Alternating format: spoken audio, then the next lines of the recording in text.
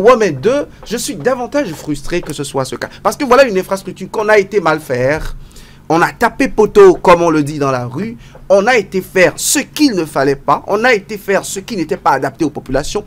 L'infrastructure a été réalisée, mais était impraticable. On a dû faire une communication autour pour ériger maintenant une nouvelle infrastructure. On finit cette infrastructure, silence radio, on nous revient après pour un simple communiqué. Il y a une petite différence entre ce que Jacques Kayadji a fait et l'audio. Sa qualité de ministre conseiller. À part cela, rien n'a changé. La polémique demeure. C'est la parole de Jacques Kayadji contre celle d'un audio. C'est une déclaration officielle. Qu'est-ce que vous appelez déclaration officielle?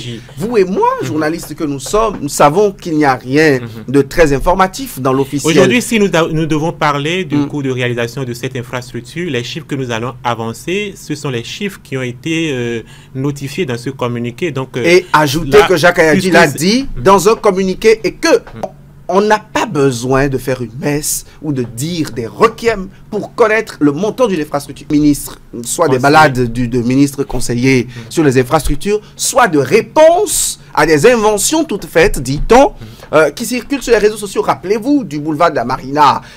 Guy Mitokpe a dû envoyer une boude pour qu'on connaisse le coût, et c'était encore un communiqué de Jacques Kayadji. Donc finalement, il est ministre de révélation des coûts des infrastructures par communiqué.